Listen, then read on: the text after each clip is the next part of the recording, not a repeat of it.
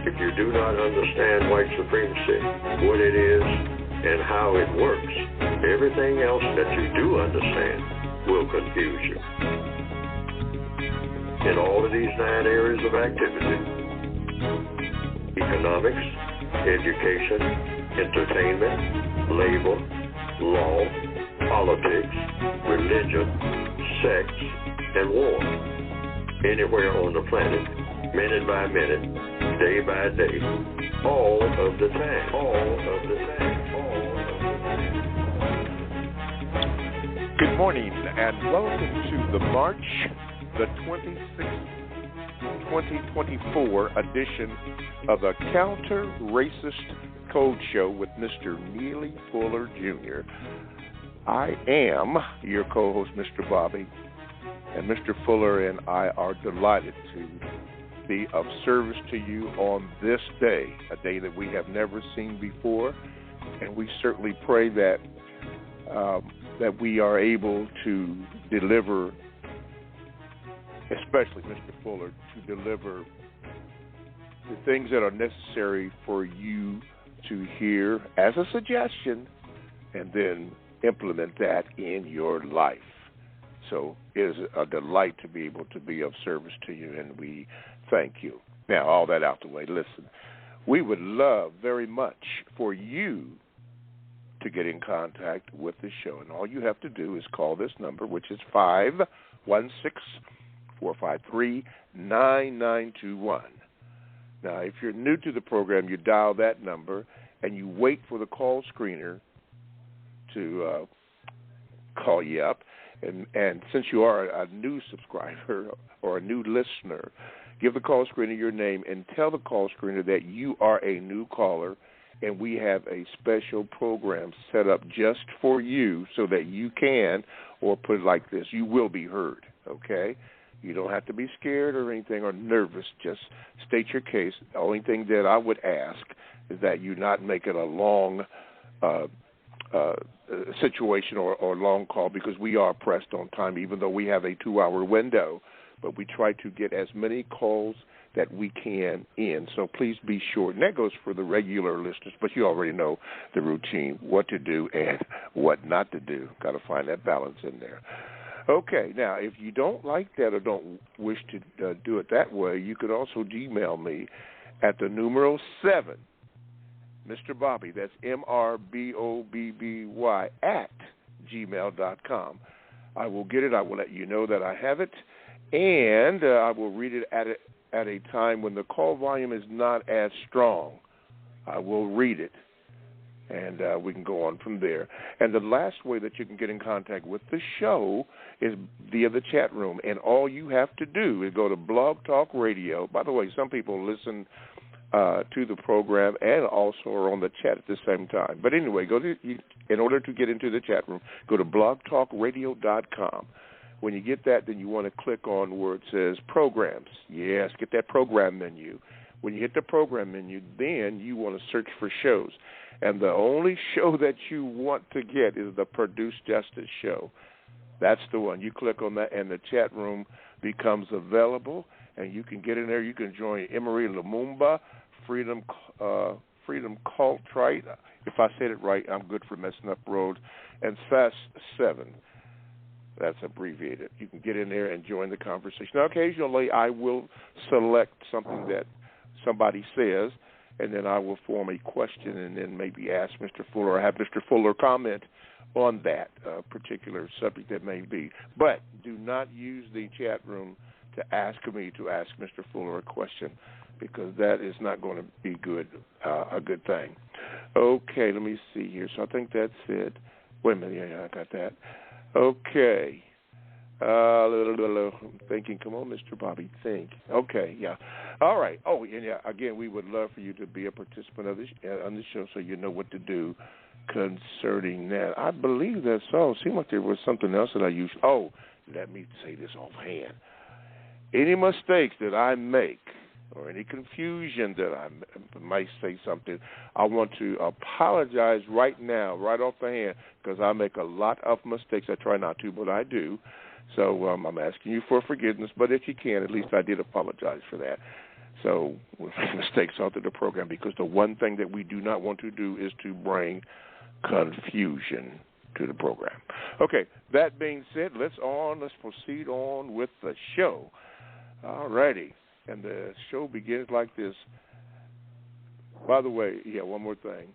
The book that Mr. Fuller will be speaking about, you can get at producejustice.com. That is producejustice.com. And the name of that book is this right here, The United Independent Compensatory Code System Concept. You can get that by going to producejustice.com. One more time, producejustice.com. All righty. All right. That being said, let me introduce to some and present to others Mr. Neely Fuller, Jr. Mr. Fuller, good morning, and how are you? Good morning. I'm still learning. All right. I like that. You put that emphasis on learning. I like that. All righty.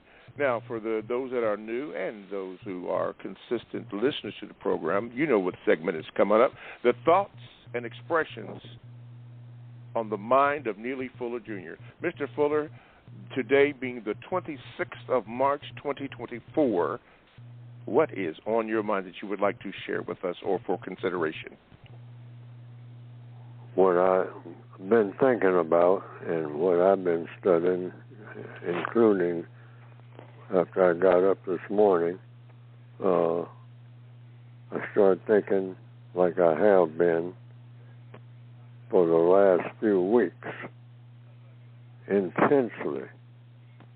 I think I found a focus for black people when we're talking about reparations and all this and whatnot, and for black people or non-white people in this racial controversy and all other controversies throughout the entire world, concentrate on the Constitution of the United States of America. Because directly and indirectly, this is where everybody's attention really is.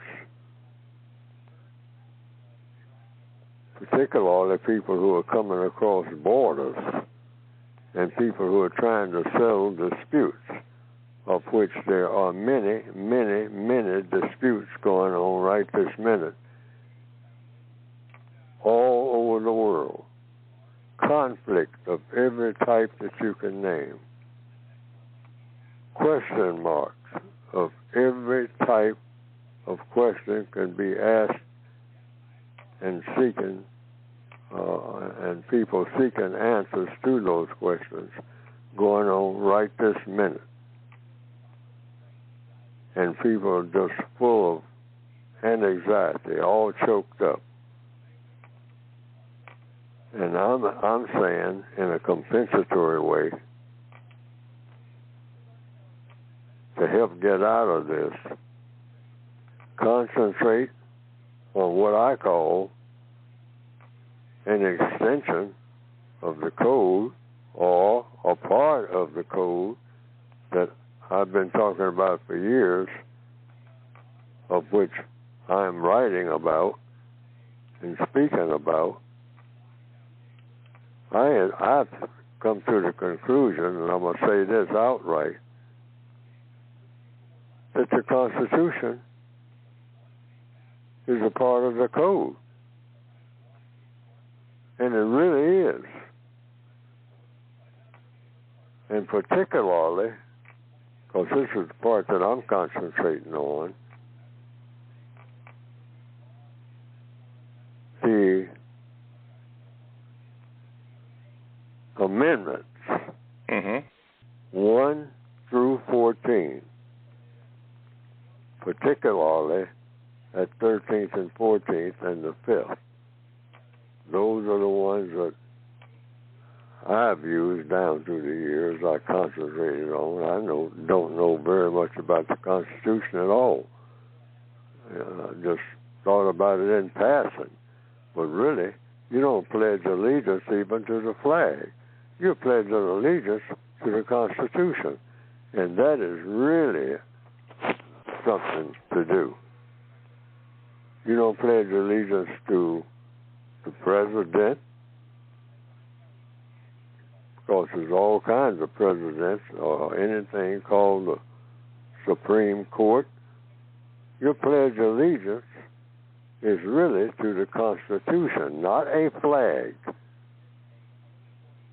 A flag is supposed to be a symbol, but you can use anything for a symbol. What flag are you talking about anyway?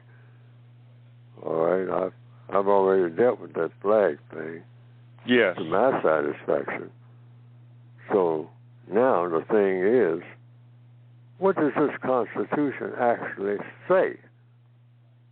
Because that's what everybody is flocking around, whether they know it or not.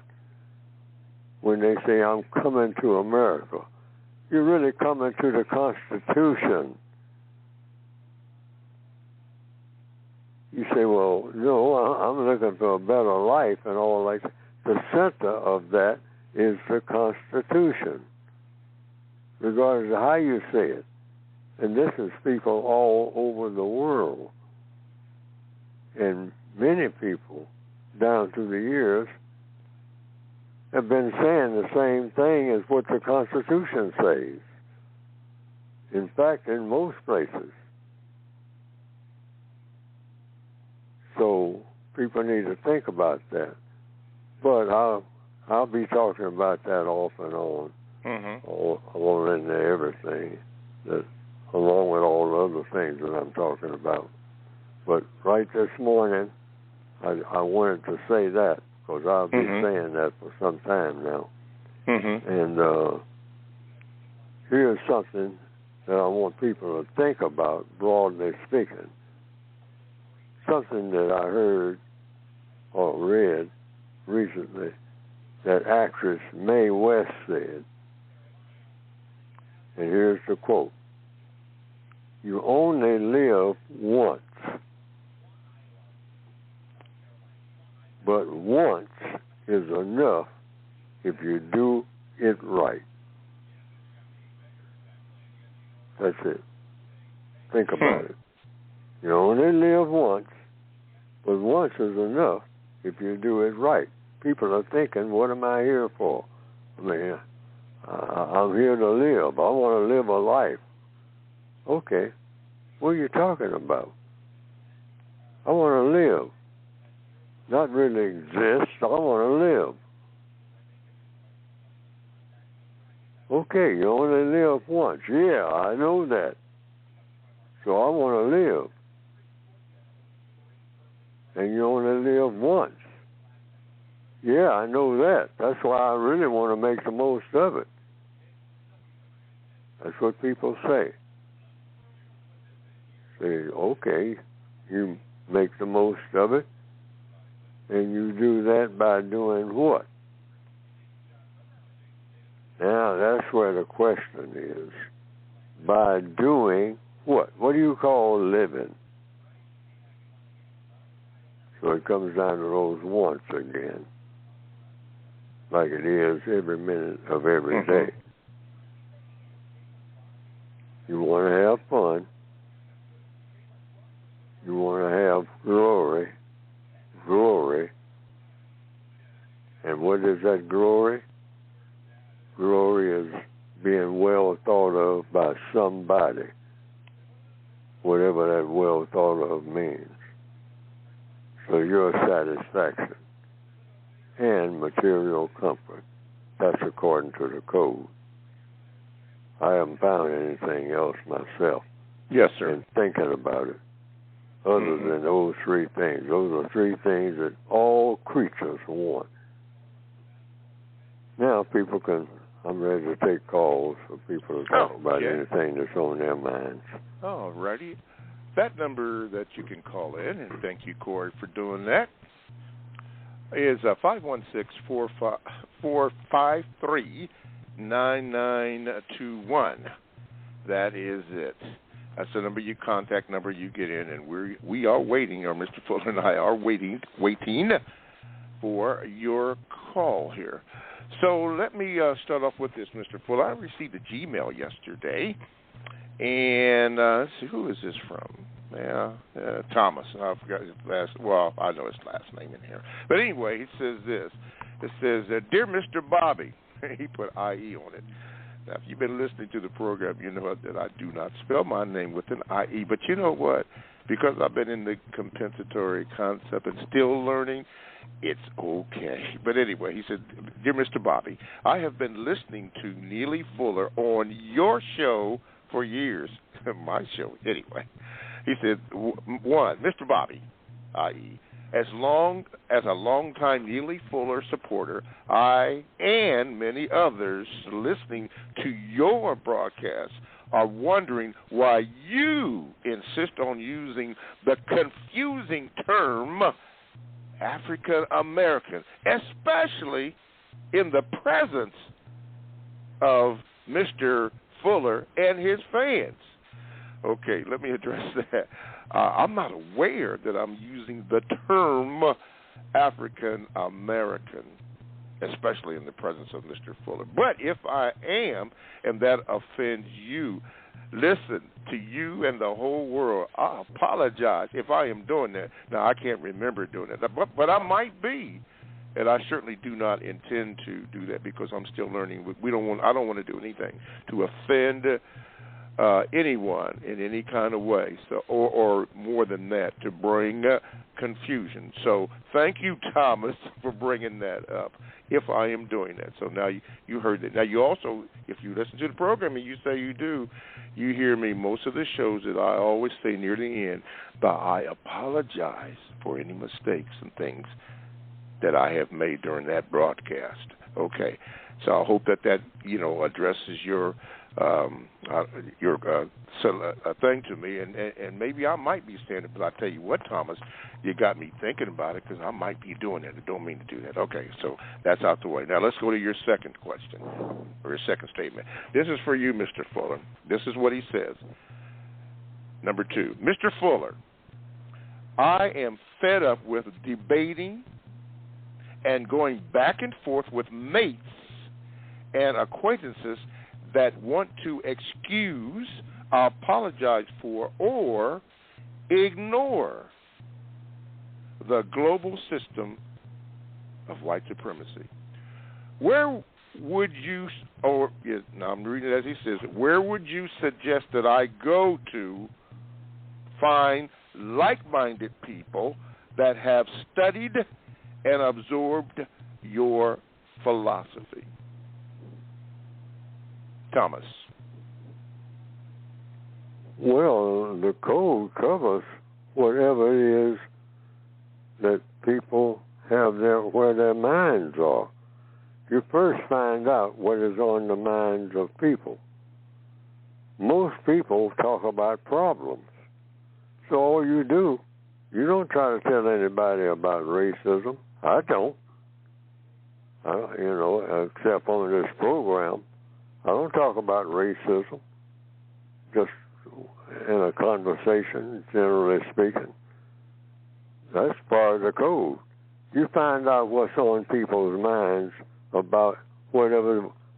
People want to talk about what's on their mind, not what's on your mind. Now, people, they'll welcome it for a short period of time, what you are thinking about. But mostly people are kind of self-centered, the average person, okay? The average person is thinking, well, hey, this is what I want to talk about, because this is what's on my mind. Just like on this program, I want to find out where people are, what their minds are. What do you think about most of the time? What do you think? Everything starts with a thought. That's one of the titles of the textbook that you can get by going to producejustice.com. Yes. A textbook, workbook for thought, speech, and/or action. For primarily black people, non-white people. Thought, speech, action. Okay? Thinking about what? starting with that first word, thinking about whatever it is you're thinking about. And then you speak about what you think about, and then you act on what you're thinking and speaking about. Everybody does that. Every creature does that. Squirrels do that. Rabbits, birds.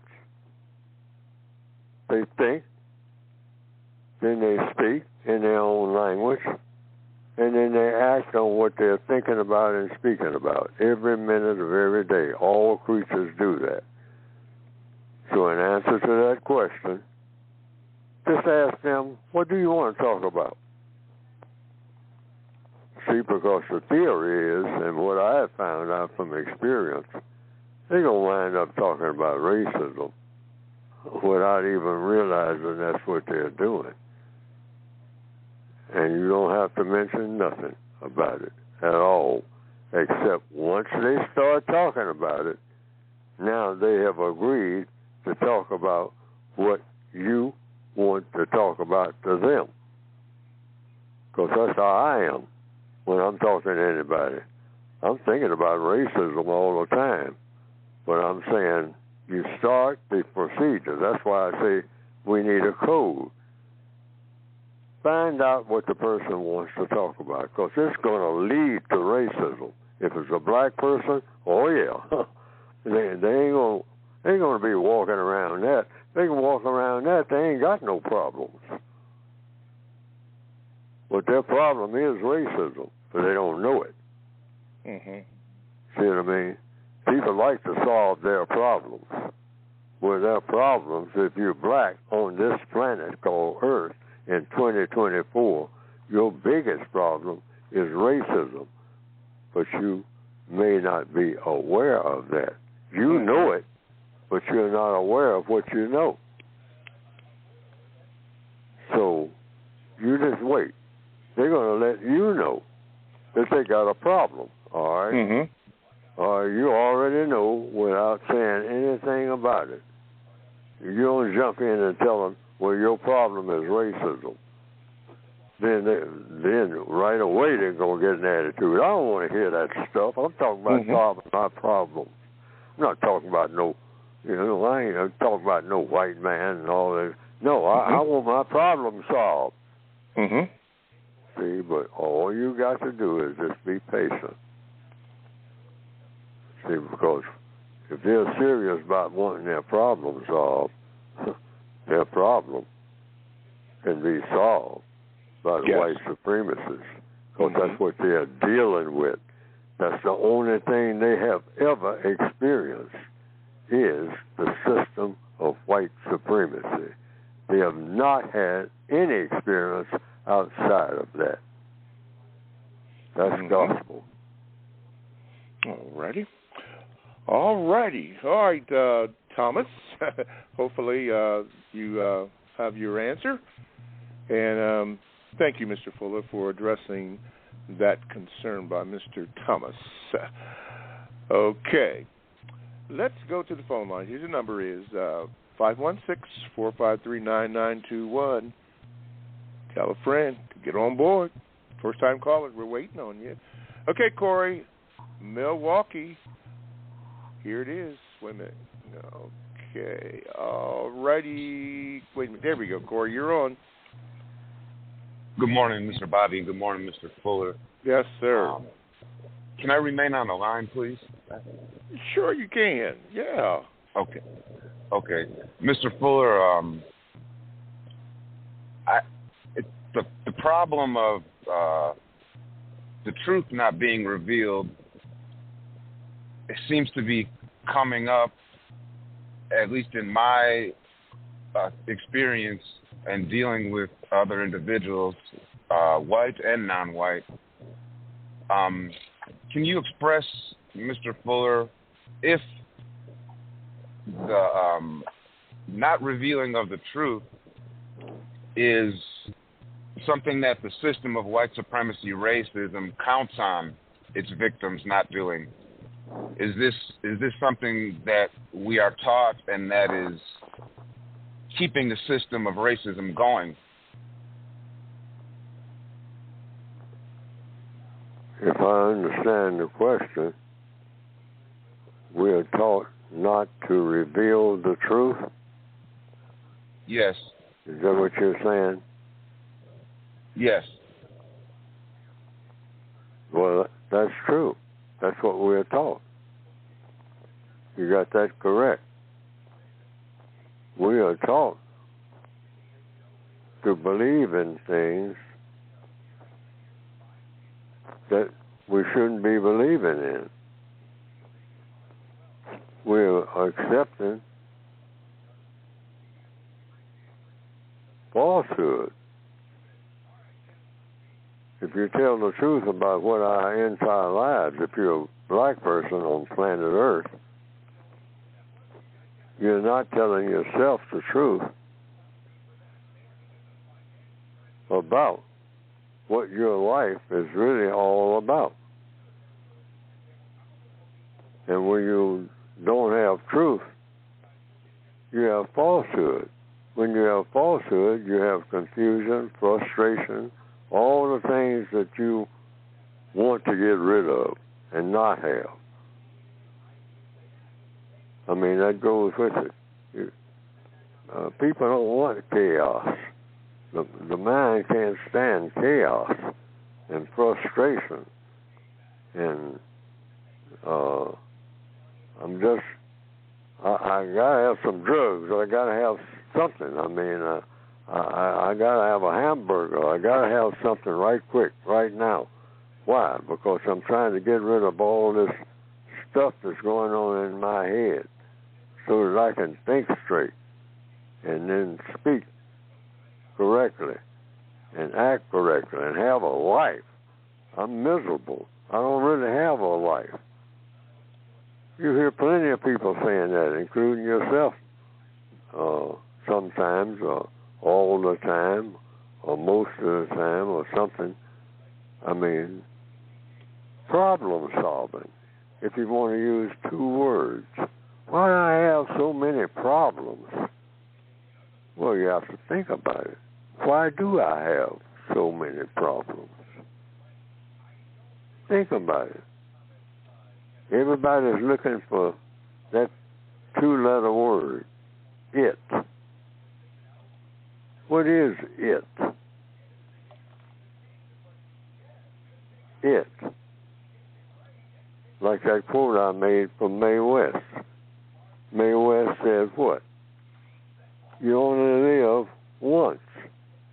But once is enough if you do it. I-T, there's that word again, right. You only live once, but once is enough if you do it right. So it comes down to, what is it? Problem solving. That's what, when you think about it, for 40 days and 40 nights, it's problem solving. Okay, what causes problems? Falsehoods. Mm-hmm. That's a big problem. Not wanting to find truth and use truth to produce what? Justice. And to produce correctness. And produce peace. That's the equation, according to the code.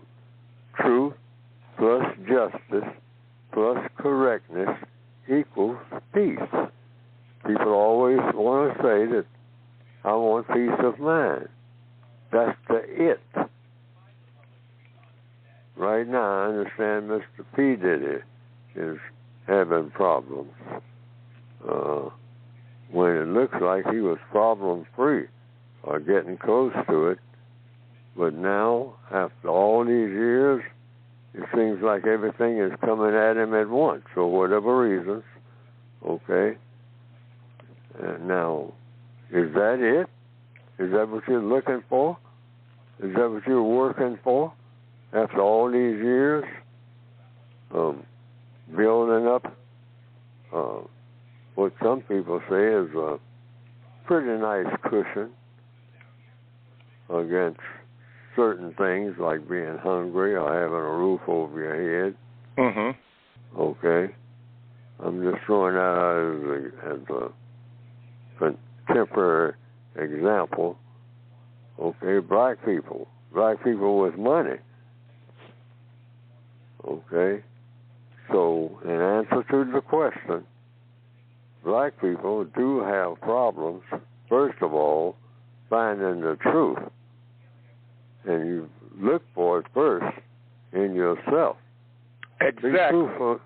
Be truthful with yourself and stop telling yourself things are not so. Because when you start lying to yourself, you're through booking. You are through booking. Exactly. Look in the mirror every morning and say, what am I looking at? Am I looking at a person who is a problem solver or a problem maker? Because it's going to be one or the other. Ask yourself, you got that gun in your waistband. Are you a problem solver or a problem maker? I mean, some of you out there now, right now, that I'm talking to, if they can hear it. You got a 9mm pistol in your waistband. Is that a problem solver or problem maker when it's in your possession? Answer that. Tell yourself the truth about that. Is that where you're going to wind up? You got it. You're going to do something with it. You keep carrying it around. It attracts attention. You're going to get somebody's attention.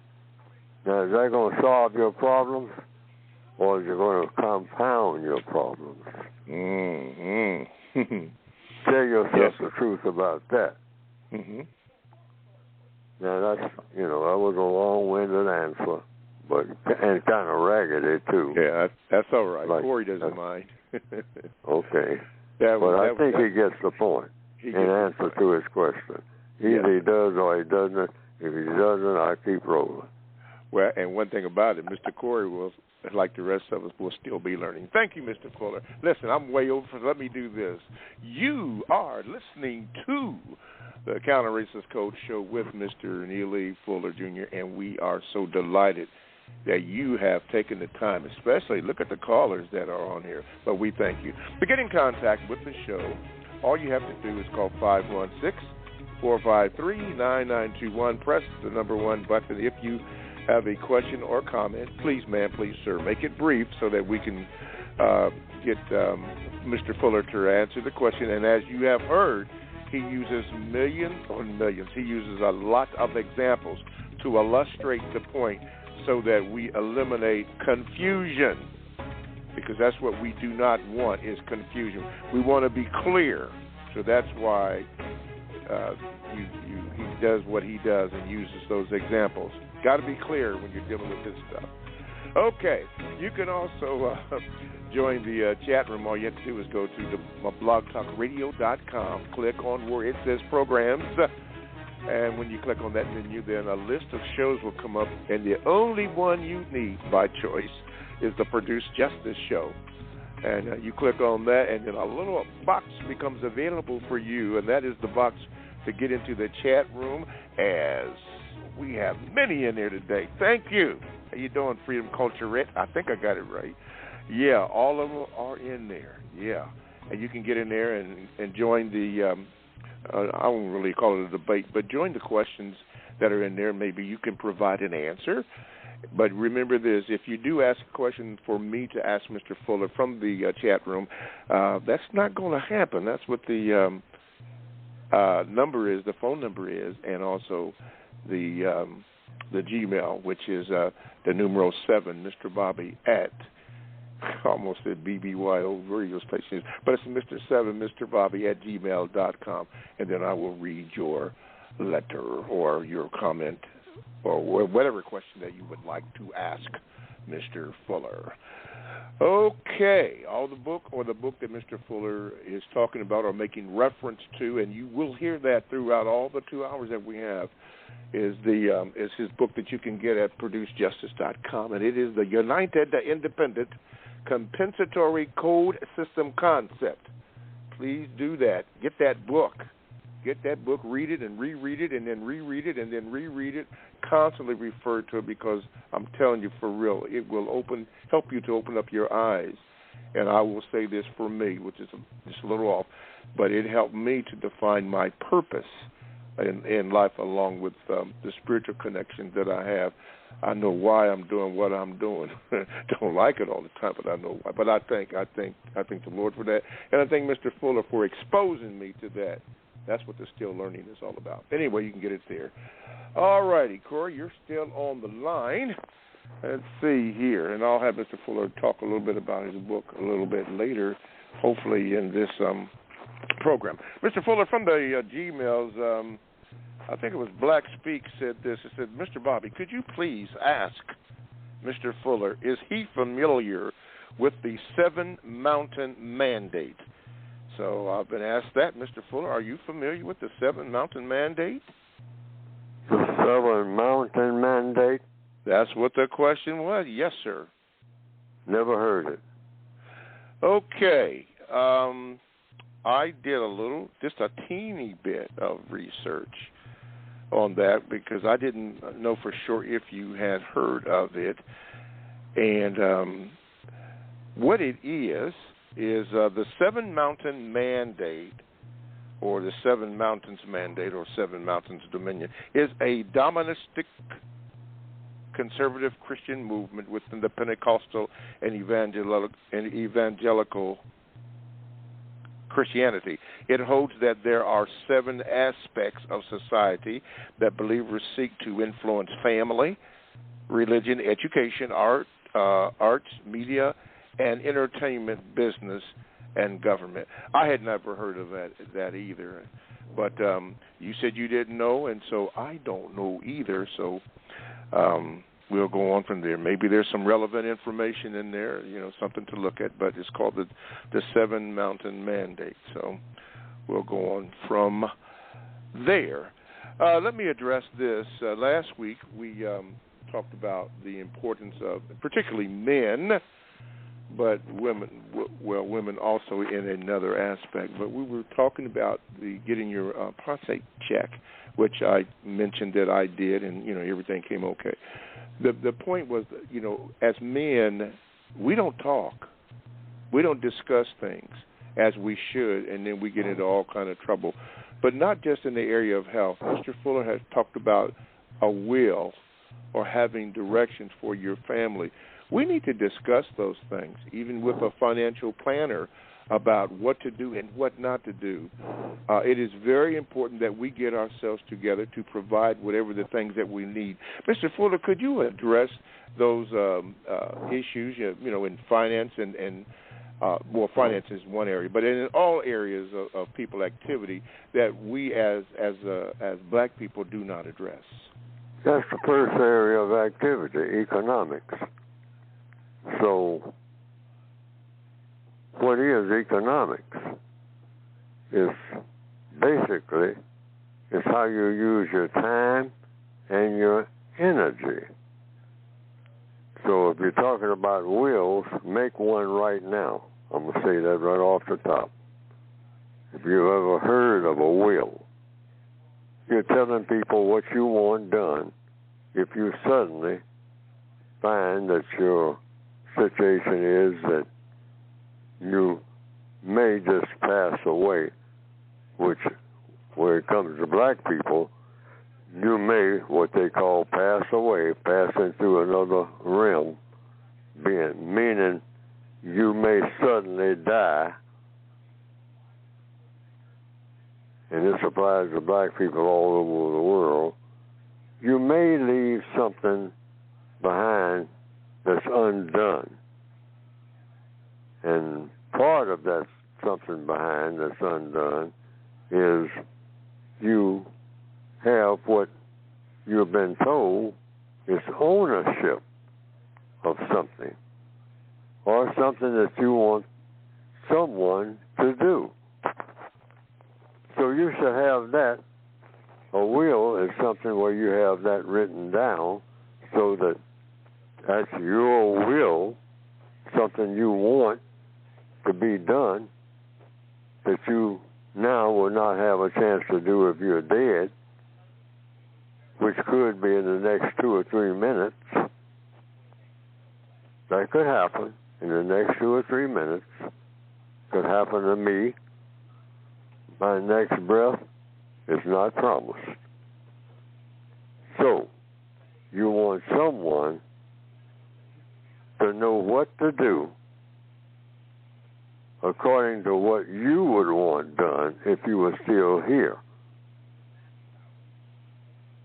What persons you want to have something that you possess, be it ever so humble.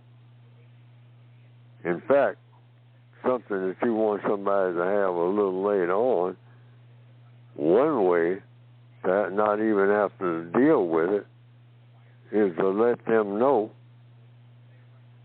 that you're going to give it to them. And if you're not using it, that's just a suggestion from me. If you have something and you don't anticipate ever using it again, ever needing it again, out there in the storeroom or in storage or in the garage and whatnot, and you know you have a few things that you're paying money on to store, and you don't intend to ever use them again yourself, give them to the person right now so that you don't even have to go through that legal stuff. I mean, because once you die, the minute that you die, everything is tangled up with somebody else who's taken over from what you have. Everything is frozen. So if you give away stuff that you know you're going to give away eventually anyhow because you don't want it no more or can't use it anymore, be it a bicycle or a lawnmower or another car that's been sitting out there, give it to them now. Just give it to them. Sign it over. Get that out of the way. You know, and then that doesn't have to be in a will. Because a lot of black people are dealing with that. Well, now, you know, Uncle Charles said that he wanted you to have that tractor. You know, but that's what he said. But we talked about that a long time ago. But I think that changed when he got married, and so he didn't say nothing about it after that. You know, he just didn't think about it because he thought he was going to live longer than he did. So lots of people go through that. So the summation of what I have to say is, you can find while you have time, just think about it. Keep it on your mind, because I'm going to mention it over and over again. There's a whole lot of mess when you die without a will. Yeah, I'm just saying that flat out. No, if you got just a simple will, a very simple will, you know, just $100 maybe, it might cost you a couple of hundred, and depending on how complicated it gets, it might cost you a whole lot more. But just find a cheap lawyer who just specializes in wills and tells you that, and who knows how to make one. I mean, there are some people who specialize in them, and get power of attorney too. Yes, all that, yes. Yeah, all of that. That will be included. Yeah. You can ask a lawyer about that. You're right. And and not to specifically address just wills, as I mentioned, in all areas. But since he went there, and I'm not recommending this, but you have to do your research. And Mr. Fuller calls it asking questions, because there's answers to all questions. But there is one particular site, but there are all others. Wills and Trust, for example, willsandtrust.com. They will instruct you or show you what to do and tell you what not to do. But the main thing is I started off to say, we need to question things, ask questions, and get answers, because we don't talk. We don't talk to one, and these things are a part of life that we need to do. We need to discuss things so that we'll know how to handle the situations when they come up. So just for this example, I'm in the process right now of developing a bank, because I've got some information. I want to see how to do that, what to do, what not to do, trust funds and all that kind of stuff. I ask questions about T-bills. That's just in the area of finance. But I'm talking about all the other areas that we need to address. We need to have some knowledge on that, so you might want to do that. Okay, Mr. Fuller, let's do this. You mentioned something about the Constitution earlier in the program, for those who missed that, and you talked about the flag. And I've heard that, and many of our listeners have heard you mention the universal pledge to the flag, because some people don't know what they're doing, or may not understand when someone asks them to pledge your allegiance to the flag. And you made up, and I like that. In fact, I share that with a lot of people.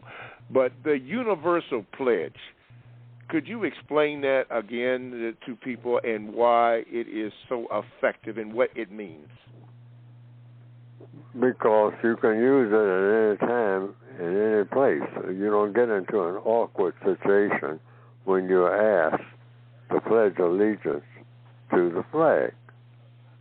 So some years I thought about it. I said, always be willing to pledge allegiance to a flag. What flag? Any flag. You can pledge allegiance to anything that anybody calls a flag. And you can do it without controversy. So you don't want to get into trouble. Right. About what your allegiances are to a flag. Okay? So if you are requested under some sort of football field or wherever, hey, we want you to, before like I saw last night, people pledge allegiance to the flag at some type of lawmaking ceremony. And the people who were present were asked by the person officiating over this legal ceremony of some type. They were getting ready to talk about passing some laws or something like that. Mm-hmm. But they wanted everybody to stand and pledge allegiance to the flag, what they call the flag of the United States of America. Mm-hmm. Don't ever refuse to do that, for example. And I don't care what they call it, the Brazilian flag or the Kenyan flag, mm-hmm. or the flag of some tribe. Yes, be willing to pledge allegiance to the flag. So you say, these are the words that I made up. This came from me. You don't have to use it, but it's in the code book. And it goes as follows. I do at all times relate to the flag the exact same way that the flag relates to me. Unquote. Could you repeat that again, please? Quote, I do at all times relate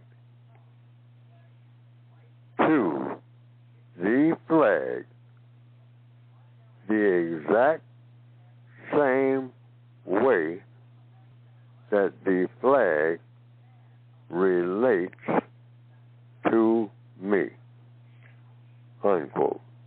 Now, what does that mean? Will work. That will work anywhere. I do it all times. Relate to the flag the exact same way that the flag relates to me. Yes. You will be telling the truth, and in my opinion, it's the best pledge to a flag that will ever be made anywhere by anybody. Yes. Ever. Okay. So now somebody might say, and I'm just playing an advocate here, somebody might say, well, Fuller, what does that mean? What would you say? How would you respond to that? You repeat the same thing you said.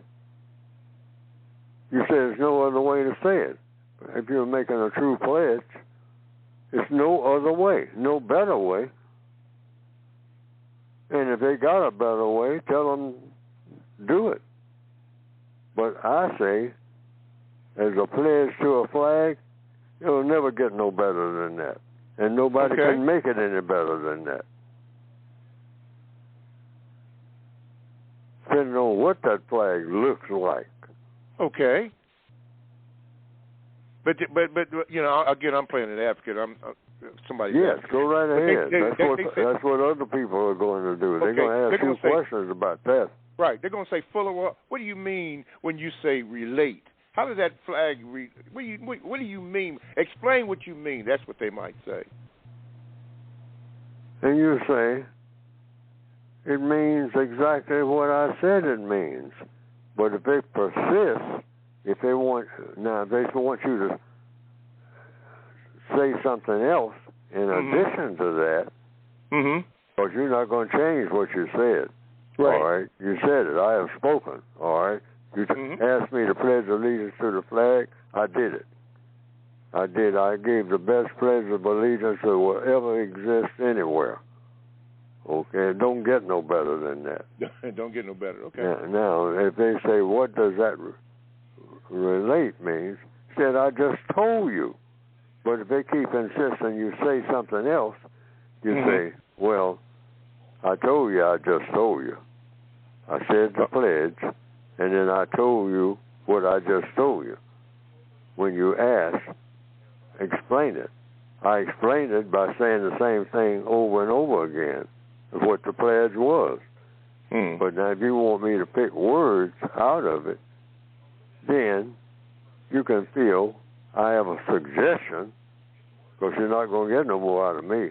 I have a suggestion that you can ask the flag. Yes. Okay.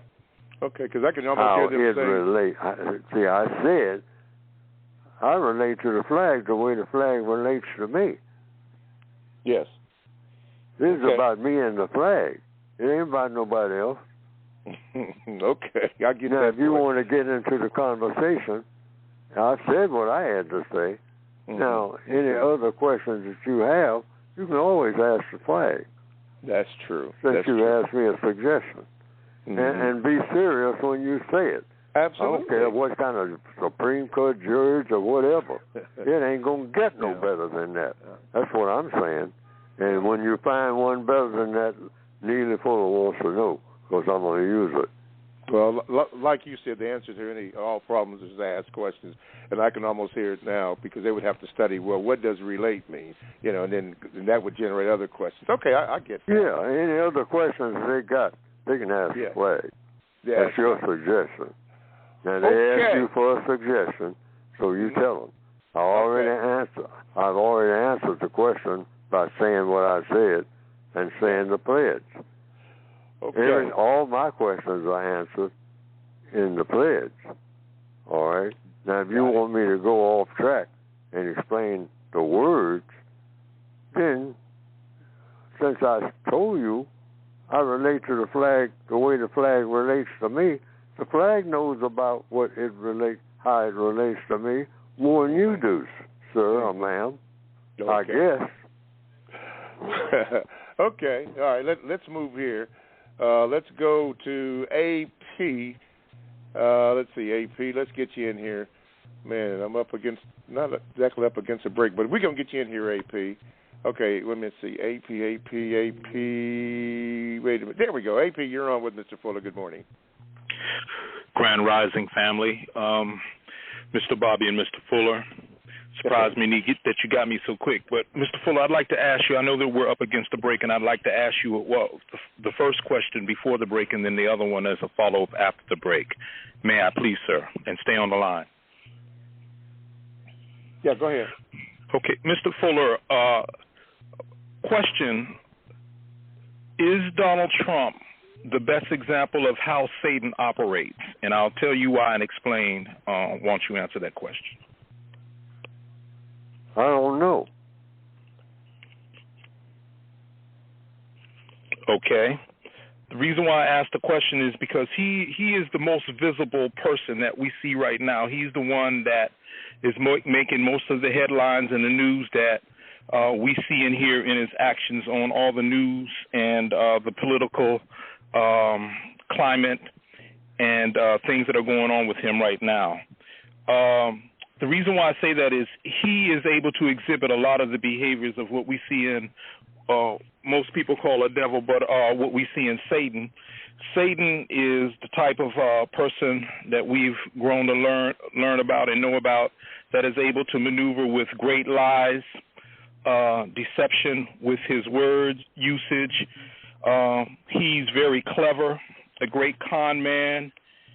Is that to be classified or determined as being smart? Because you do make references as white supremacists being the most, the smartest people on the planet. So I have a follow-up when you're able to answer that question for me. That's the reason why I asked that question. Well, the answer is, according to the code, I don't know. For one thing, I don't know what a devil is because the devil is different to different people and their beliefs. So the code says stay away from anything that sounds like it's connected with something called a devil when different religions, and you stay away from arguments about religion other than the religion of white supremacy. Now, if you say a characteristics of a white supremacist, one of the characteristics of a white supremacist is deception, trying to fool somebody or fooling somebody. And that is, because that's your focus. Mm-hmm. Now, if you say devil, that gets into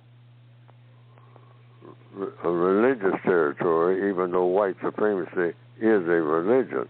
Now, if you say, if the question is a part of the religion of white supremacy, deception, yes, it is.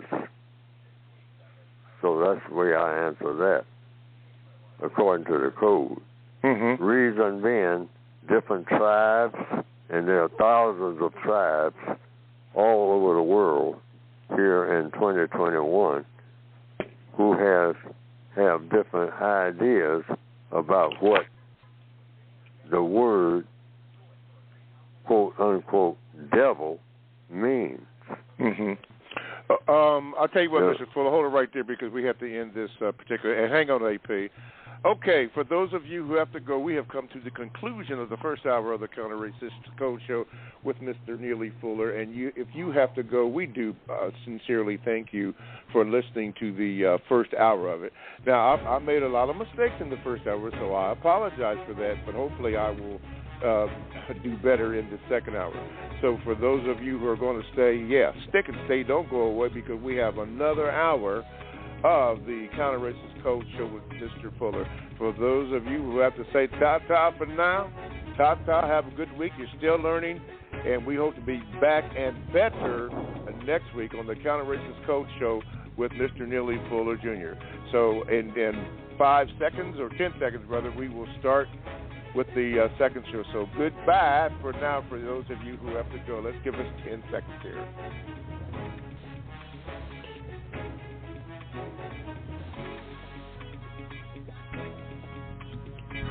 All righty. Welcome back to the second hour of the Counter Racist Code Show with Mr. Neely Fuller Jr. I am your co-host, Mr. Bobby, and we thank you for listening to the second hour. If you missed the first hour, we'll hopefully have that up so you can go back and listen to it, especially my apology in the first hour for the first tip. But you might want to check that out, for mistakes that I've made.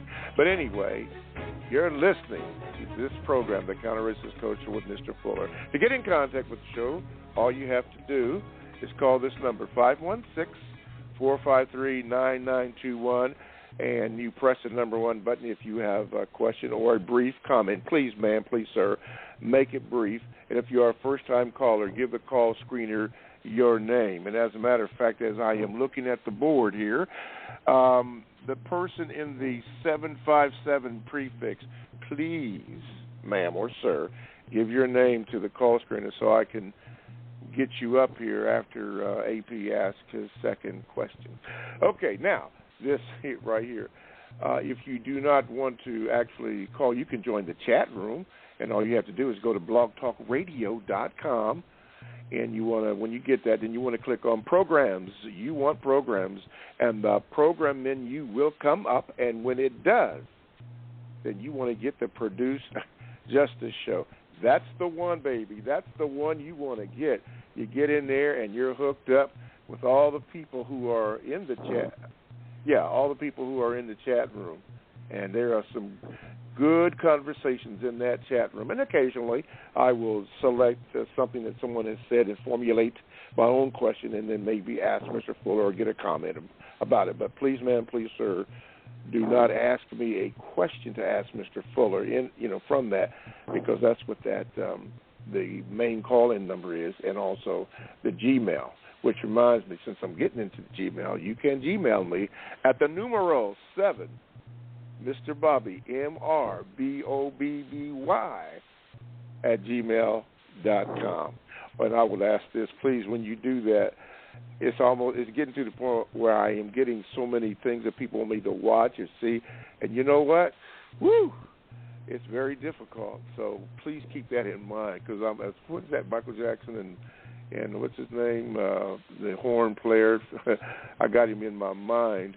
But Miles Davis, I'm only human. At least I think I am. Anyway, so in other words, I can't get them all, but I'll make an attempt to. Okay, thank you, Mr. Brandon. Anyway, so you can do that. Anyway, I will read your Gmail and let you know when I'm going to read it, and then you can go from there and have Mr. Fuller will comment on that. Okay. And this is important. This is real important. Get the book. Even if you wear the cover out, get the book by going to producejustice.com. I'm going to try to have Mr. Fuller discuss a little bit about the book. Many of you have heard him, and some of it is repetitive, but we need to get the book, and we need to refer to it as a suggestion. Refer to it from time to time. Okay, back to the questions. And AP in Maryland, what is your second question, Mr. AP?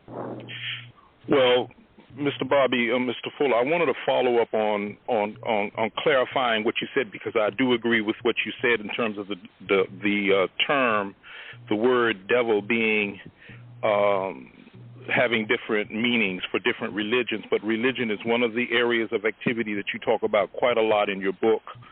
And for all religious believers that God cast out Satan and 1/3 of his followers went with him, we see on planet Earth now the most visible ones, with all the madness, confusion, and sickness that's going on the planet, we see in Netanyahu, Putin, and in Trump, especially with Trump's ability to be the liar that he is, with him being able to navigate and get out of the stuff that he gets out of, the things that he says out of his mouth, how he's able to manipulate the narrative in his favor, and you, Mr. Fuller, making comments and statements about the system of racism, white supremacy, being the most powerful system that the world has ever witnessed, and then your many references to how smart they are I want to look at and examine a little bit, because truth is being revealed more now, how being smart, do you equate that with being a liar, being a deceiver, being a con artist, and the manners in which white supremacy operate to gain their advantage, especially through the might of lies and the might of the gun.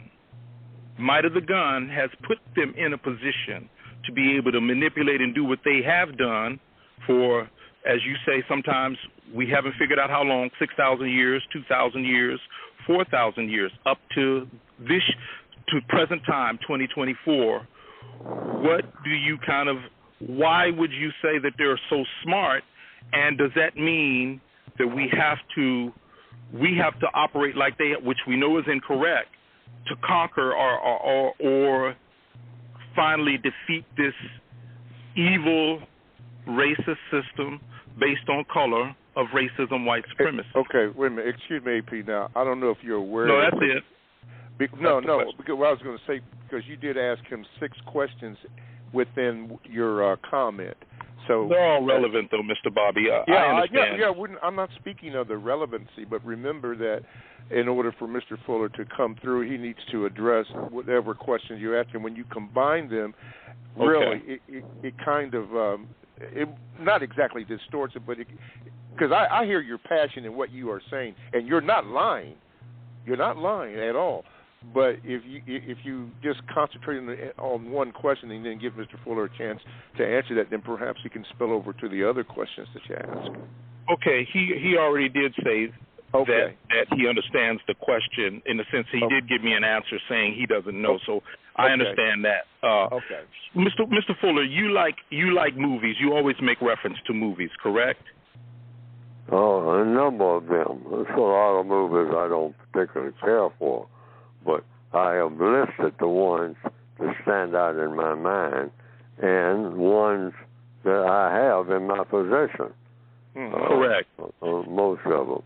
And correct. I look at those movies over and over again when I have time to do it. I pick out certain ones and and I pick those movies based on the number of lessons per movie. Okay, that's how I choose my movie watching. How many lessons will I get out of this scene? How many lessons will I get out of that scene? I mean, lessons. I mean, and think about them in depth, the lessons that I have learned. And I think that they're well presented in that movie format. Okay? So that's how I list them on my website, producejustice.com. And people, I've not gotten around to writing down all the lessons that I have learned from any movie, particular movie, but I can discuss them. If people ask for what scene and what movie, that if they happen to see the movie, what lessons did I learn from this or that and all like that. Okay. But I love the movies. Yeah. Go ahead. I love the movie that you also like, Mr. Fuller, which is Shawshank Redemption. I've seen that number. I know it backwards and forwards. And The Godfather 1 and 2 and 3. Have you ever seen the movie? Those are gangster movies. Have you ever seen the movie that Al Pacino does called Scarface? Have you ever seen that movie? And yes, I have another one I want to.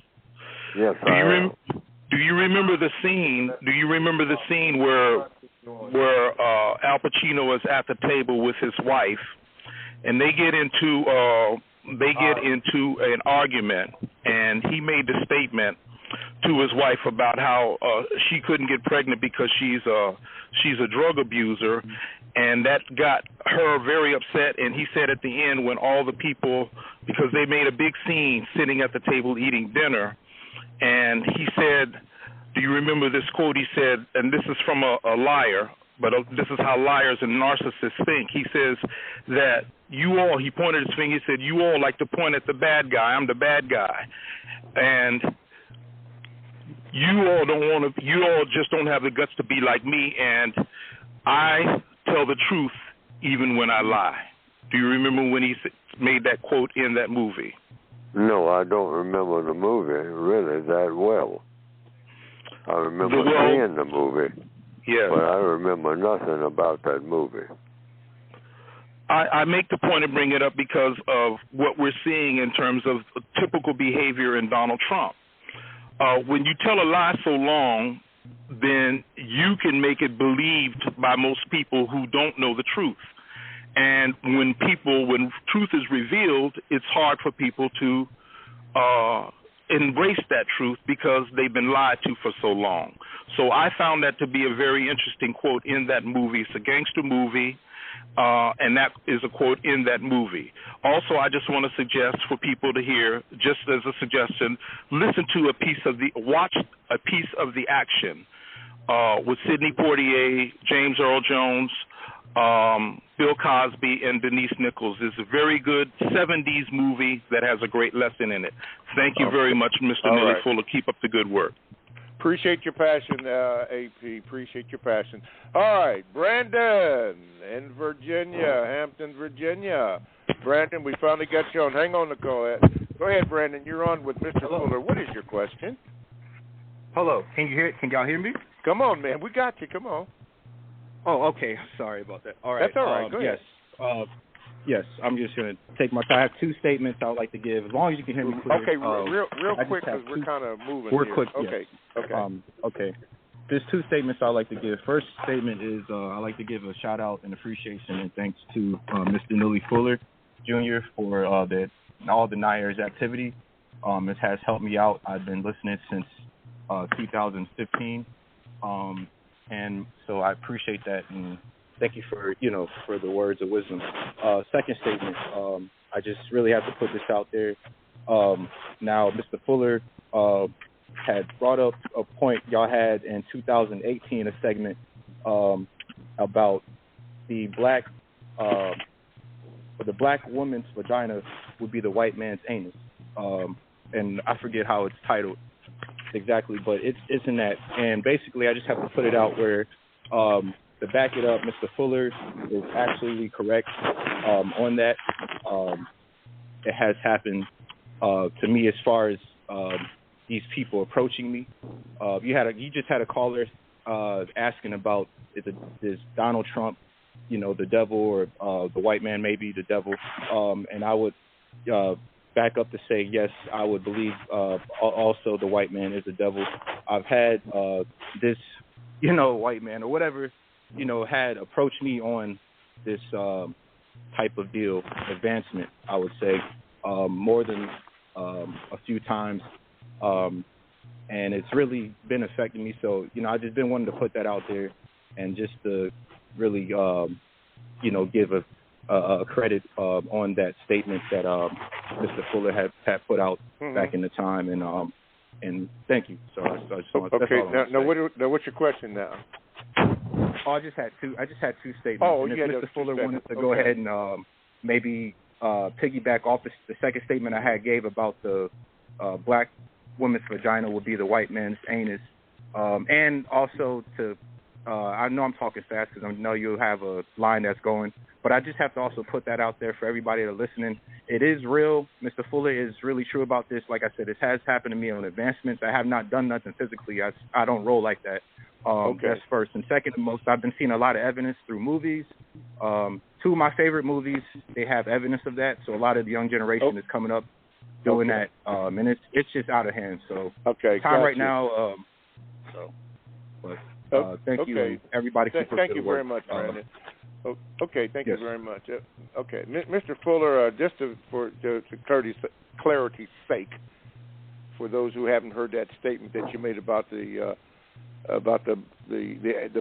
black woman, could you make that statement so that people can be clear on what Brandon had to say in the statements that you have made many times about that?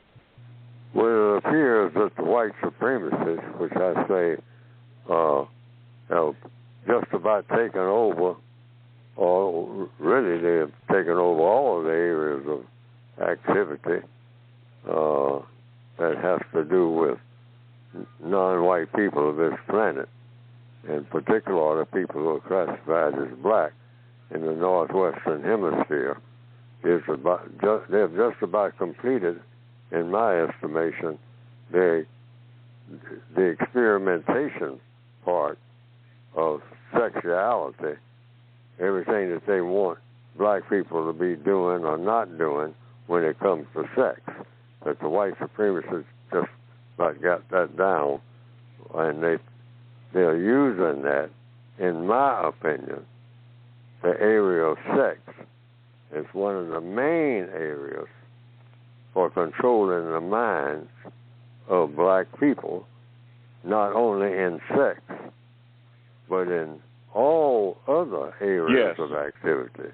Yes. Since sex is connected with all other areas of activity. And so I came up with a suggestion for people to think about, first of all, for truth. And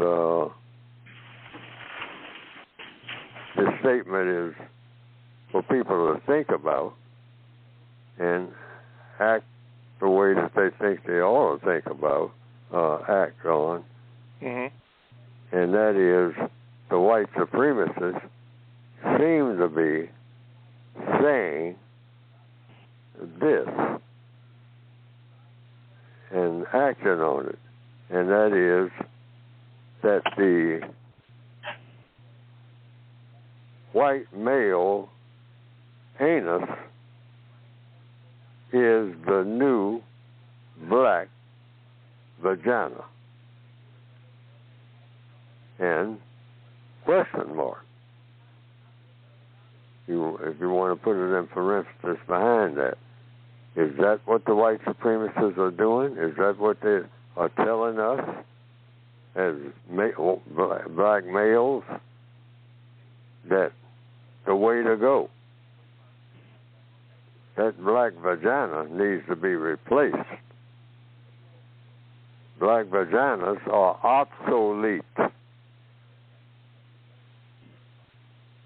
and replaced by the white male anus.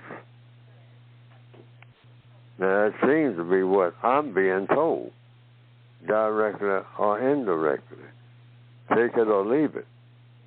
It seems like that's the white supremacist agenda for the black male. That the black female vagina is obsolete. In other words, it's useless. It's something that shouldn't even exist. Forget about that. Improve your sexuality by seeking out Wow. and thinking in your mind while you're seeking it out. Now, that black female vagina was okay up to a point, but now it needs to be replaced because it ain't good for nothing. Black female persons' vaginas are good for nothing, and what every black male should seek out if he wants to improve his sexuality is the white male anus. Now, that seems to be the message that's being sent to me. Okay. And the other black males throughout the entire planet. And everything will be improved. That's a part of it. That's a part of the improvement that's supposed to be going on black people's sexuality. That's a major part. Yes, sir. Okay. According to the white supremacists. According to the white supremacists. Okay, Brandon, we had Mr. Fuller address it, and thank you for your call. And I didn't realize it was 2018 that was sent, but glad you picked up on that, and others needed to know about that. Okay, let's go to the phone lines, and the phone line number 516-453-9921. Our caller. This is Nicolette. I think she's going to be a lawyer one day. But anyway, that's just my thought. Nicolette, Did we get you on here, darling? Yeah, we Yes, go. you did. Okay, there you go. Okay, good morning, Mr. Fuller. Good morning, Mr. Bobby. Mr. Fuller, let me say, as the last caller said, it is so enlightening to know you, and I'm glad that you're holding up the gap with such great leaders before you have tried to do with injustice. Okay, so let me get to my statement, please.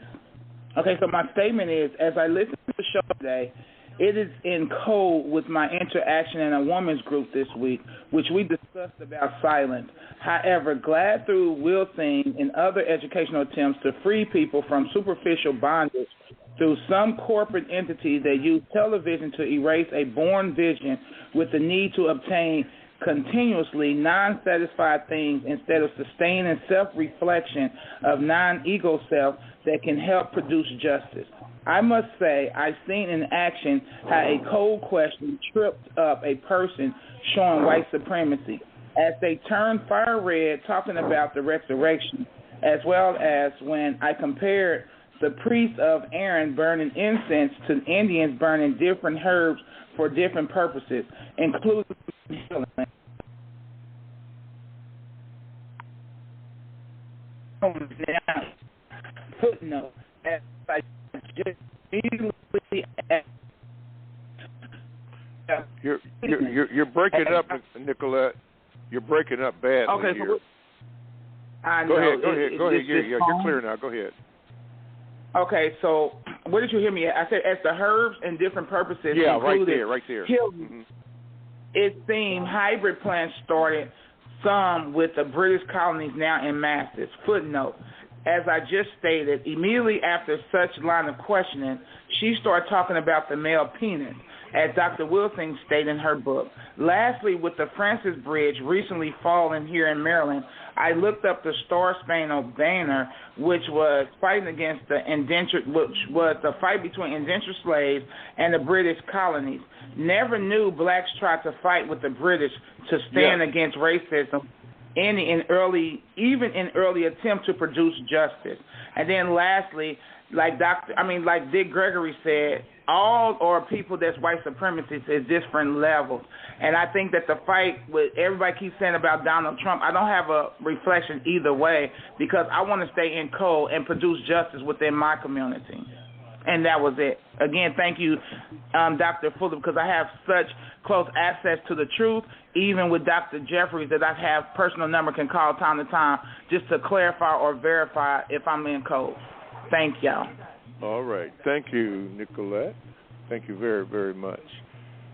Very much. And I've read that it's stuff about Francis Scott Key, and you were correct. There were a lot of blacks that fought against, that were on the side of the British about that. And that was a tragedy. Mr. Fuller, I don't know how close you are to the Francis Scott Key Bridge that fell in Baltimore. Are you familiar with that or close to that? Yes. Okay.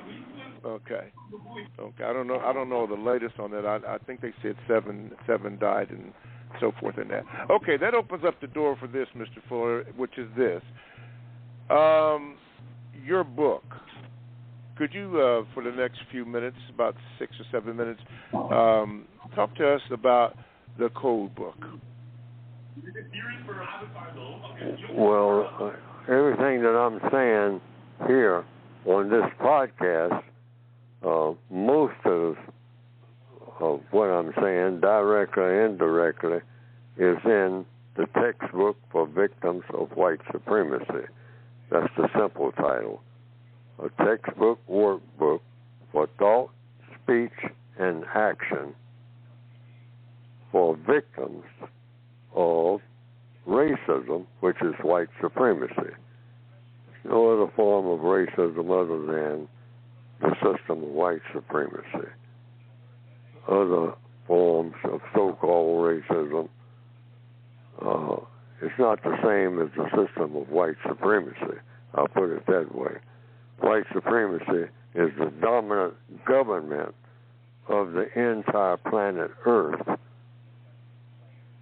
That's what it's called, and that's what I call it, and I haven't heard anybody say anything I've heard many people say things that are different, but they haven't contested that statement that the system of white supremacy is the name of the strongest government of the people of planet Earth in 2024. Now, that's a flat statement made by me, and that statement is either true or false. The system of white supremacy is the strongest government of people of planet Earth.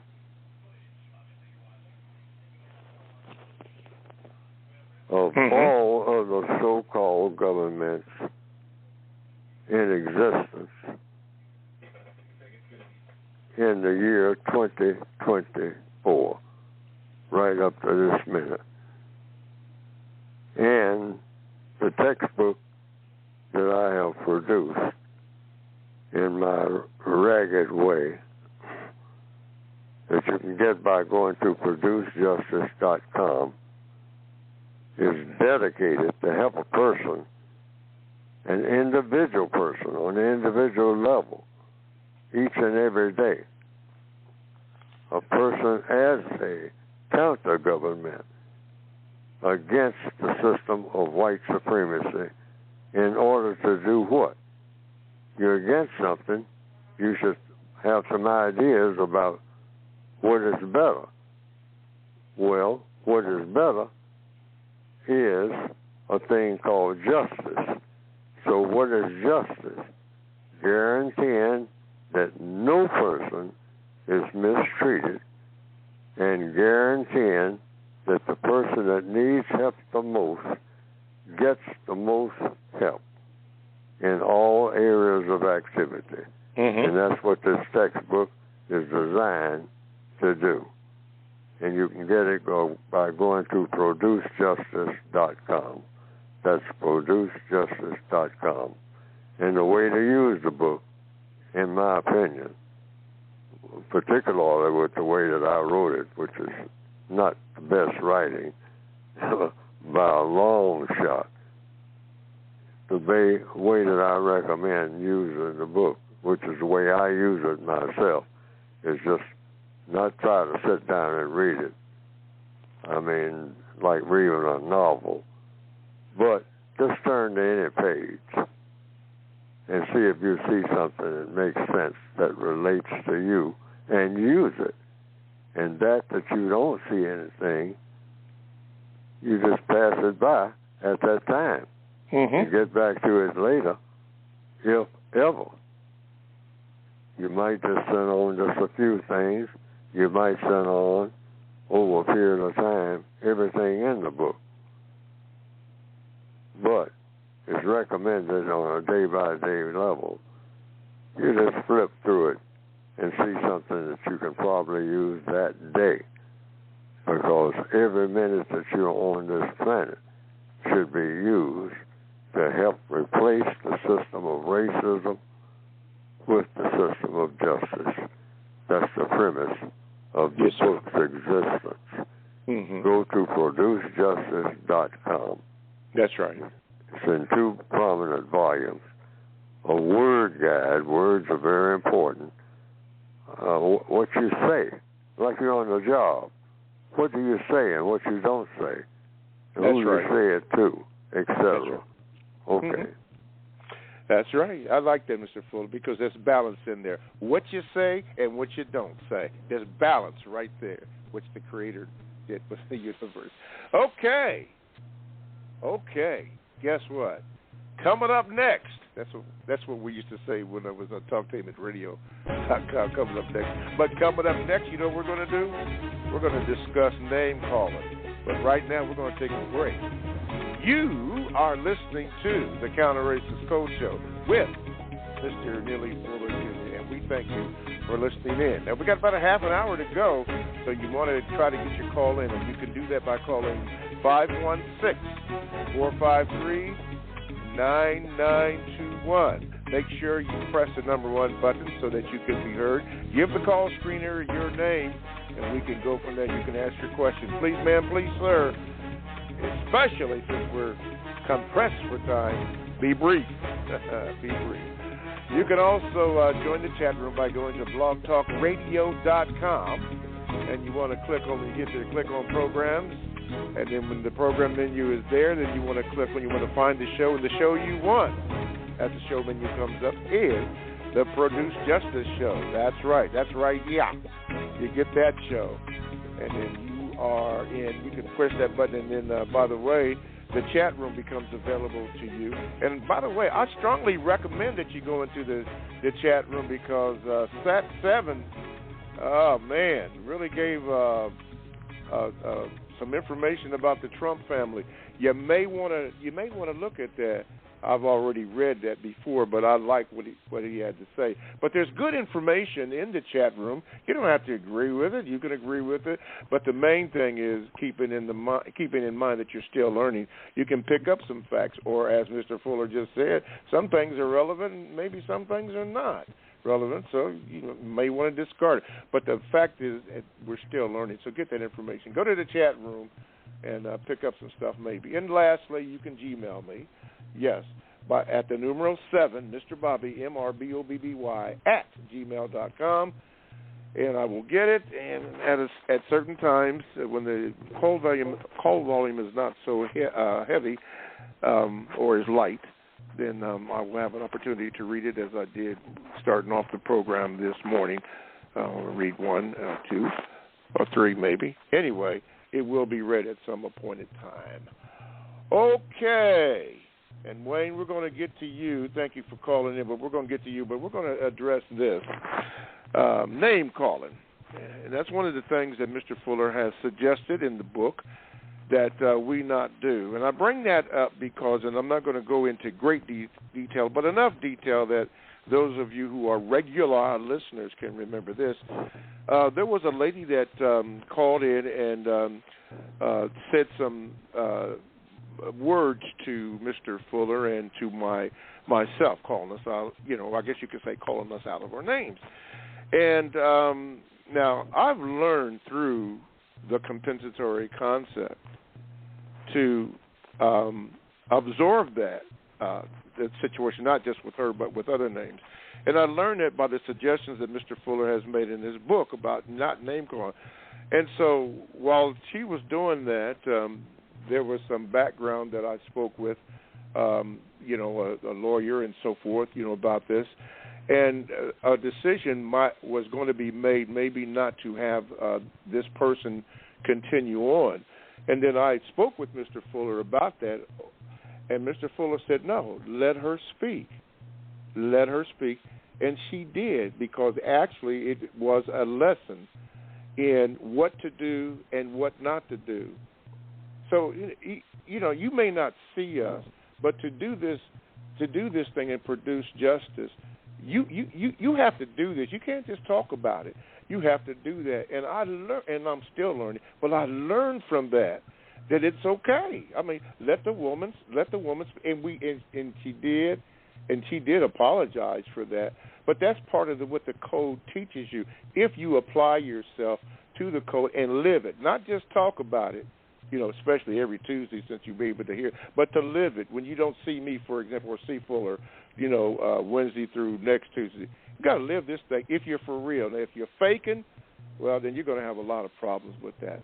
But name calling, or whatever is out there, it's going to happen. But the main thing is, and you learn by reading the book and understanding the suggestions, you know what to do and what not to do. Mr. Fuller, will you make a comment on that, please, sir? Yes. Don't name call. That's one of what I call the 10 stops, which is in the textbook. Stop doing it if you're doing it. Stop name calling. Never call anybody,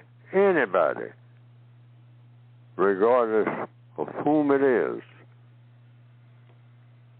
by any name except the name that person wants to be called. Even if they change their name 3 times a day, every day. The person that you work with says, my name is Dap Daddy today. I'm letting all y'all know that. So you say, Dap Daddy? Yeah. Don't call me George. That was my name yesterday. Today is Dap Daddy. All right. That's what the code says. Call people by the names they want to be called. Never call them by any other name except the name that the person wants to be called. The person is entitled to that. Your name is George. Your name is George Thompson. I know your name. No, you don't. If you go according to the code. That person's name is what they told you that it is. And you go along with that. What does it cost you? Nothing. And it's the correct thing to do. The person is entitled to that. Somebody named them, and they either accepted it or rejected it. So if they call themselves by whatever name they want to be called, do that. And don't call the person by any other name or title. If the person says, I'm the supervisor, they say, well, I've been told that Miss Greenfield is the supervisor. Yeah, well, I said I'm the supervisor too. Or I am the supervisor. And just say when you see me, hey, Mr. Supervisor. Yeah, that's what I want to be called. So that's what you call them. Now, Mr. Greenfield says, what's all this stuff about George Phillips being the supervisor? I'm the supervisor. Well, ma'am, I'm calling him by the name that he wants me to call him. So now, if there's a dispute about that, you take it up with him. Mm-hmm. Okay. That's how you handle that. That's how I would handle that right this morning. Mm-hmm. Okay? Mm-hmm. Well, I don't know what he told you. I know what he told me. Yes, sir. Okay. Just to be clear, particularly for those who may not have heard or listened to the program, some have heard because they are online. I can see them. But you remember this, but just to be clear, and for example, when the lady referred to you or even to us, you and myself, as a MF, how did you handle that? I know how you did, but for those who didn't know or didn't hear the program, how did you handle that? Very important. And the code is very strict about that. Whatever name a person wants me to call them, I call them by that name. Yes. Whatever a person wants to call me, I don't argue about it. You can call me anything, including the N-word, all day long. Call me whatever you want to call me. I'll tell you what I prefer to be called. This is according to the code, and it's in there. Call me by anything that you say you want to call me. Because if that's how you see me, that's how you see me, and I want to know that. If you think that I am the N-word, and you think that, and you would love to call me that, call me that. if you're telling the truth about what you think. Any name or title that you want to give me, MF or anything, do that. Yeah. Yes. Yes. Yeah. And you get no reaction from me because the code lets me know. It doesn't call me for me to act on it. Exactly. Now, if you accuse me of doing something, I don't address the name that you call me. I still don't address that. I just simply say, if they said I'm a thief, let them call me a thief. Yeah. But now if they said I stole something and they specify what I stole, I would simply say that's not true. Yes. Okay. If it's not true, it's not true. And I'll just simply say, well, they can say I'm a thief all day long. Say, you see that guy there? He's Neely full. He's a thief. Yeah. You can do that all day long. But now if you say I stole Mr. Williams' pocket knife and I didn't do it, I say I didn't do it. Yes. I didn't steal Mr. Williams. I say that's an act.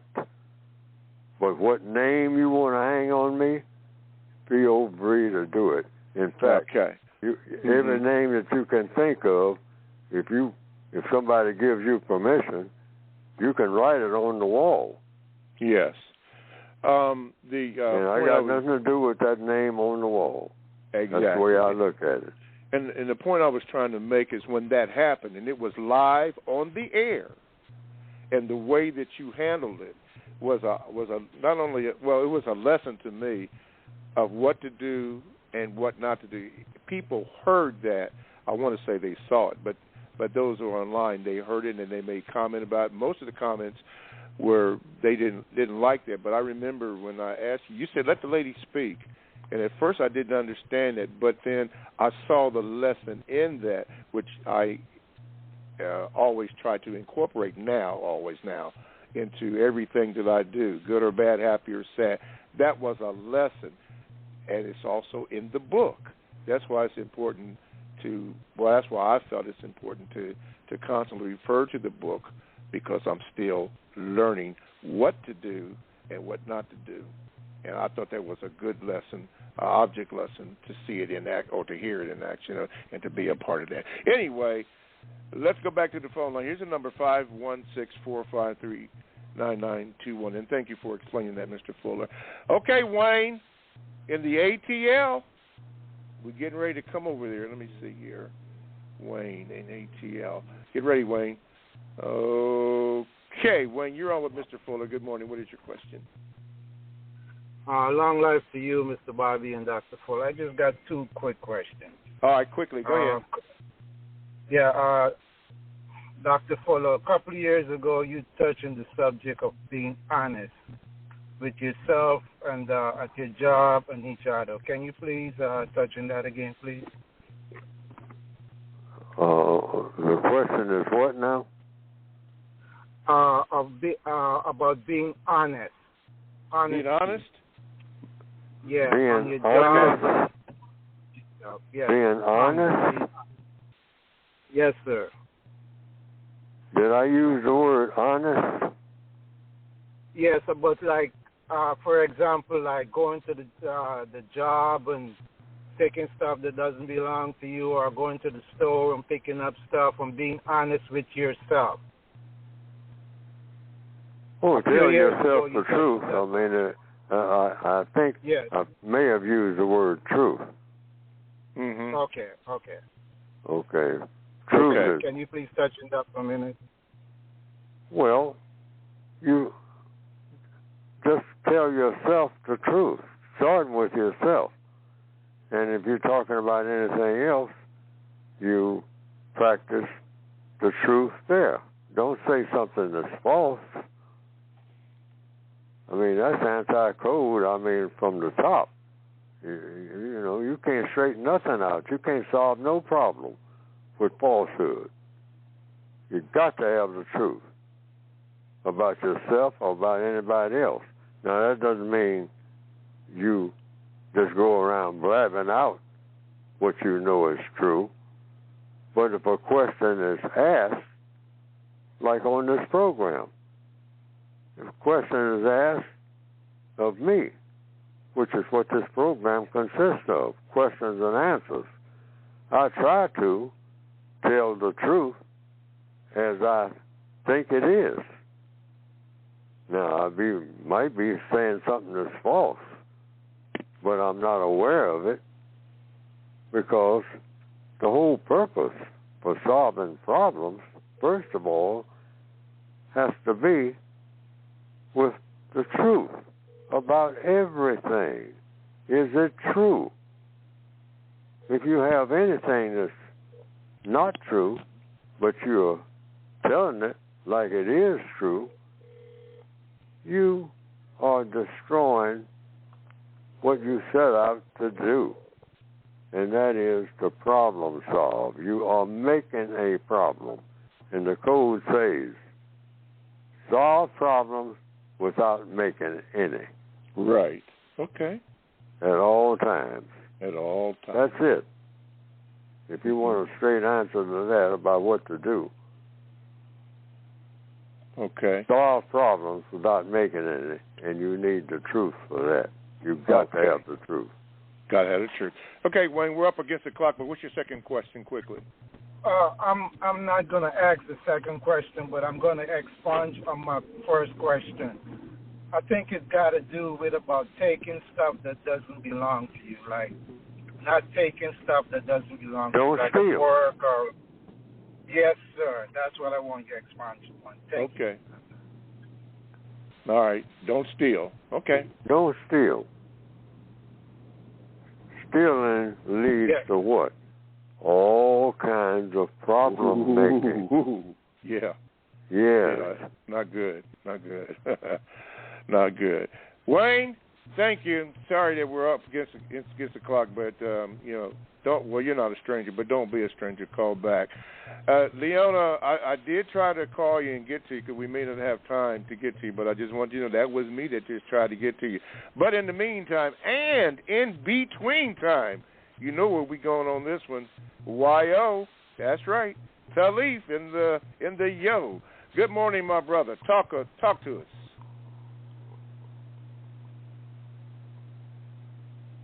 All right, Talif. Okay, well, guess what, Talif? I did try to get to you. Okay, well then Good morning. Oh, okay, come on. Good morning. Yeah, I'm gonna make it quick.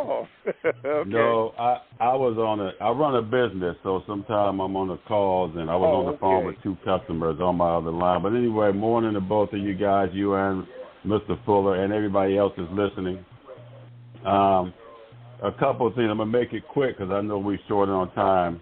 I know everybody heard about the bridge collapse in Baltimore.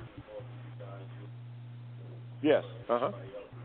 Okay. Anyway, I was a sailor for a long time, and I've also been across, so I know how that is. But anyway, I heard Mr. Fuller talking. I wasn't able to listen, but when he said call people what they want to be called, well, when I was living in Virginia, there was a guy who actually had people that followed him, Mr. Fuller, and he wanted people to call him Count Dracula, and that's what they called him. I think and recently I don't know if you saw it or if I sent it to you, Mr. Bobby, there's a woman that parades around. She wants to be identified as a dog. Yeah. So, Mr. Fuller, I'm glad that you said that, but, Mr. Fuller, why do you think that people have such a problem when they tell you to call me whatever you want to be called? Well, I'm not going to call you that. Mr. Fuller, why does people do that even when you tell them to call you what you want to be called? And I'm going to let you answer that question, and you guys have a good day and be safe. Oh, and one more thing I want to say. They're having a 30th anniversary at the Ohio Reformatory. I was just up in Columbus, and I saw the sign when I was on my way back to Youngstown. Shawshank Redemption, 30th anniversary, August the 9th through the 11th, 2024, if anybody interested. Mansfield, Ohio. Okay. Thank you, Talib. All right. Now, what was that question you asked Mr. Fuller again? Why does people have such a problem, Mr. Fuller? Like if you say, call me King Tut, or I know people that have changed their name. That ain't what your mother gave you. I'm going to call you such and such, Mr. Fuller. And I know you can't speak for everybody, but you've been around a long time. Why don't we want to be subject to change? Or somebody say, call me what I want to call. People want to fight you against that. That's my question. Now, if you know the answer, Mr. Fuller. Okay. All right. Thank you, Talib. Mr. Fuller? That's why I'm saying that's what the code does. It's supposed to be helping to solve problems. That solves that problem. Call people by the name that they want to be called. Otherwise, it makes problems. You solve a problem when you call people by the name that they want to be called. And you explain it to people. Don't you want to be called what you want to be called? You ask that question of a person. What name do you want me to call you? At this moment, any other time, or if you want to put it in a time frame, and they say, well, I'll tell you each and every day. I gave that illustration a while ago. So I'm the type of person I want to be called something different every day. And you say, okay, you let me know every day what you want to be called on that day, and I would do that without fail. If I can remember, and if I don't remember, I'll ask you. Mm-hmm. What'd you say your name was for today? And the person tells me, and I say, okay, Mr. So-and-so, Miss So-and-so, Miss So-and-so, King Jesus, Oh, Count Dracula, wow, right. Okay. Okay. Dracula, right. Frankenstein. That's what Lee said. The man wanted to call, people call him Count Dracula. Okay. Yeah. I mean, it's called communicating rather than arguing.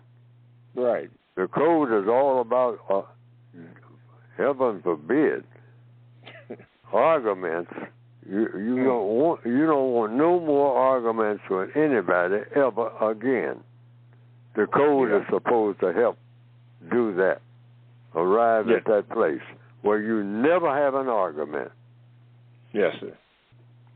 All righty. Let's see if we can get this last call in. Leona, guess what? We might get a chance to get to you, so let me get over here and get to you here. Okay. Wait a minute. There we go. Leona, you're on with Mr. Fuller. Good morning. Good morning. Good morning, Mr. Fuller. Good morning, Mr. Bobby. Good morning. Mr. Fuller, sir, listen, March 18th, 2024 was the 89th anniversary of the day that a little girl named Frances Cress took her first breath. She grew up to be Dr. Frances Cress Welsing. Now, in her book, The ISIS Papers, she says that, quote, the Cress theory is based upon the insightful work of Neely Fuller, Jr., author of the United Independent Compensatory Code System Concept, a textbook workbook for thought, speech, and or action for victims of racism, white supremacy. Fuller is the founder of the racism, counter-racism concept, was the very first victim of racism to understand it as a global system of organized behavior, thought, speech, and action for white supremacy domination in all areas of people activity: economics, education, entertainment, labor, law, politics, religion, sex, and war. In other words, he recognized, that all activity and behavior encompassed by the white supremacy system had as its origin in the dynamic of racism. Additionally, Fuller understood that racism contained the seeds and origin of counter-racism, the behavior dynamic of liberation for the non-white victims of white supremacy. His work led me to question the necessity of the global white collective to evolve such a system of unjust behavior. The result was the Cress theory of color confrontation and racism, white supremacy. Cress is my maiden name, end of quote. Now, Mr. Fuller, correct me if I'm wrong. Is it true that you never read the ISIS papers? And if that is true, could you share the reason why that is so? Thank you, sir. Okay. I have never read the ISIS papers, and I have it within my sight right now. If I just turn around from where I am, I have a bookcase, and it's right there. I have 2 copies of the ISIS papers by Dr. Francis Chris Wilson. I have never read or even glanced at the interior of what's in that book. And I have the book right here. I've never read it. And I think your second question was what? Why? Haven't gotten around to it. I've been so busy doing what I'm doing now and things like it and doing writing myself. I have quite a few books, stacks of them, that I have made a priority. Really made a priority before I read Dr. Wilson's book and what she has said in it. I have no idea what's in that book, except I've gotten a better idea just now from someone who's reading from the book. I didn't know that was in there about me. Now, she said that she put a lot in there about me, or somebody said it, I heard, but I've never read the book. And I gave us the reason. I hadn't gotten around to it. And boy, do I have E. Franklin Frazier. I have a book that he's not known for, I don't think, very much, and that is Dr. E. Franklin Frazier, who was a Howard professor at one time, Howard University. Yes, sir. And he wrote a book called Race and Cultural Contacts. I glanced through that book, and I said, I got to read this book. And that was about 40 years ago. Wow. Okay. I have this book in my possession right now. I've never gotten around to reading E. Franklin Frazier's book. That's on my list. Even before reading Dr. Wilson's. So, if that gives you any perspective on, my position on your answering your question, those are my answers for right now. Okay. Yes, Leona, sir. Well, thank you for that, Mr. Leona. Fuller. Yeah, no, thank you again for writing the United Independent Compensatory Code System concept, a textbook workbook for thought, speech, and or action for victims of racism, white supremacy. Thank you for doing that, sir. And I'm grateful that Dr. Welsing wrote the ISIS papers. I'm reading it, and it is blowing my mind. Come on, girl. Yeah, because I got it too. All right. Thank you very much, Thank you very much, Mr. Fuller. Thank you, Mr. Bobby. All righty. Thank you. All right. Thank you for asking these questions. Oh, yeah, just outstanding. AP, Wayne, everybody. Talib, listen, we are getting ready to come to the end of the program. Thank you so much for your participation in calling. Thank you for all the freedom culture at Dab Daddy. Thank you for your participation in the chat room, all of it. It's all good. It's all, even when it don't seem like it's good, it's still good because you learn you're still learning. Thank you, Mr. Fuller, for your example. Thank you for the book that we can get by going to producejustice.com. Thank you all for listening. Mr. Fuller, the last 30 seconds is going to go to you. Come on, talk to us. Remember what Mae West said. Life, you only live once, but once is enough if you do it right. Think about it. Okay. All right, Mr. Fuller, thank you so much. All the team, and everybody else for listening. Listen, I made a lot of mistakes today. I'm really trying to get better. I don't just say it to be said. I'm really trying to get better. So forgive me. Forgive me. Fuller, last word to you. Yes. ProduceJustice.com. All righty. Everybody have a good week, and we hope to be better next week. Thank you for listening. Bye.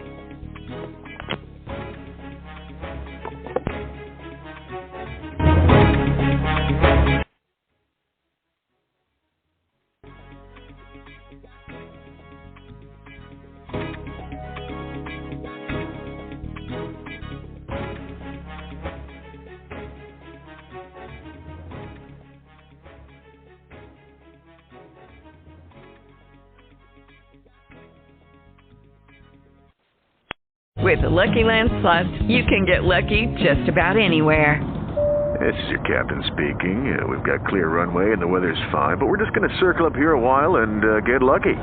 No, nothing like that. It's just these cash prizes add up quick. So I suggest you sit back, keep your tray table upright, and start getting lucky. Play for free at LuckyLandSlots.com. Are you feeling lucky? No purchase necessary. Void where prohibited by law.